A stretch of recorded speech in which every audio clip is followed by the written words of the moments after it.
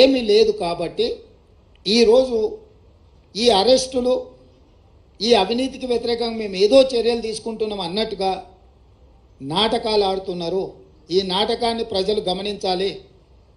మొన్న జరిగిన ఎన్నికల్లో మేము ఇచ్చిన మాట ప్రకారం ప్రజలకు అన్ని రకాలుగా సహాయంగా నిలబడి ఒక విశ్వాసాన్ని కల్పించి స్వేచ్ఛాపూరితమైన వాతావరణంలో పరిపాలన అందిస్తున్నాము.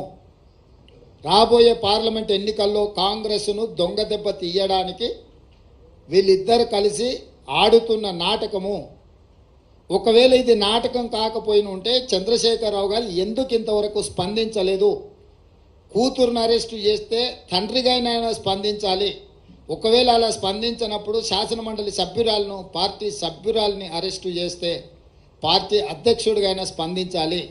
రెండు విషయాలలో వారు స్పందించలేదు, పత్రికా ప్రకటన విడుదల కూడా చెయ్యలేదు అని అంటే, నిన్న మోడీ గారు వచ్చిన వారు కూడా ఈ విషయాన్ని ఎక్కడ ప్రస్తావించలేదు. తెలంగాణ రాష్ట్ర పర్యటనలో మోడీ గారు ఉన్నప్పుడే నిన్న మధ్యాహ్నము 1:20 ఈడీ అధికారులు వచ్చారు. 5:20 కవిత గారిని అరెస్టు చేశారు. 7 గంటల తర్వాత ఢిల్లీకి తీసుకెళ్ళినట్టున్నారు. అంటే పూర్తి సమాచారం మోడీ గారికి ఉన్నది కదా. ప్రధానమంత్రిగా వారి పర్యటన ఉన్నప్పుడు ఈడీ అధికారులు, ఇన్కమ్ ట్యాక్స్ అధికారులు ఒక రాజకీయ పరమైన అంశంలో చర్యలు తీసుకుంటున్నంటే ఎందుకు మోడీ గారు నిన్న తన రోడ్ షోలో ప్రస్తావించలేదు? చంద్రశేఖరరావు గారు మౌనము, మోడీ గారి మౌనం వెనకాల ఉన్న వ్యూహం ఏంది? వీళ్ళు ఎందుకు వ్యూహాత్మకంగా వ్యవహరిస్తున్నారు? అరెస్టు నేను ఖండించలేదు చంద్రశేఖరరావు గారు, అరెస్టును మోడీ సమర్థించలేదు. అంటే దీని వెనకాల కాంగ్రెస్ను దొంగ దెబ్బతీయాలనే ఎత్తుగడ ఉంది. తెలంగాణ సమాజం అంతా దీన్ని గమనించాల్సిందిగా కాంగ్రెస్ పార్టీ విజ్ఞప్తి చేస్తుంది.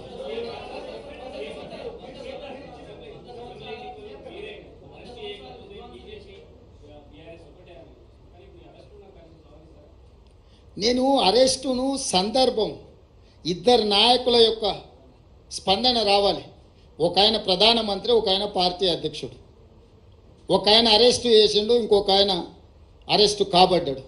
ఫస్ట్ వాళ్ళిద్దరు బయటకు వచ్చి వాళ్ళ విధానం ఏందో మాట్లాడమనుండ్రి. వాళ్ళ విధానాలు మాట్లాడినాక ప్రజలు నిర్ణయిస్తారు వీళ్ళు ఎలాంటి నాటకాలకు తెరలేపిండ్రు, ఈ నాటకాలకు ఏ విధంగా స్వస్తి పలకాలనో ప్రజలు నిర్ణయిస్తారు.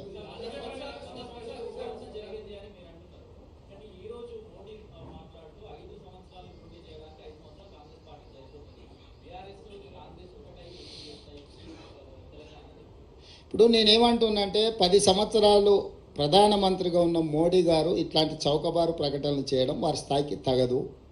వారు 12-13 సంవత్సరాలు ముఖ్యమంత్రిగా ఉన్నారు, 10 సంవత్సరాలు ప్రధానమంత్రిగా ఉన్నారు.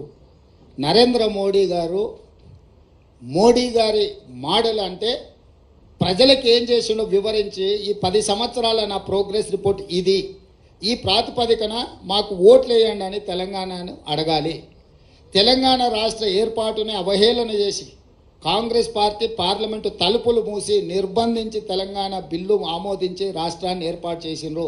తల్లిని చంపి పిల్లను బ్రతికించిండ్రు అని మోడీ గారు మాట్లాడినరు.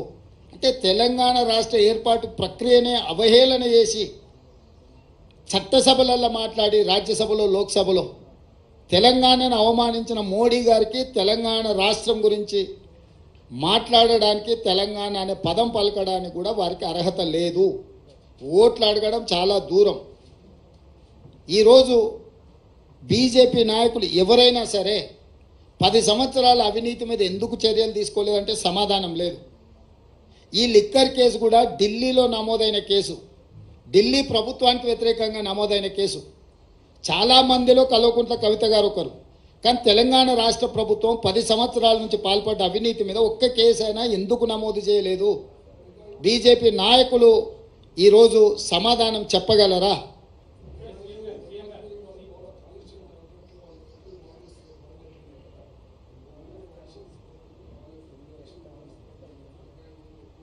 అవును.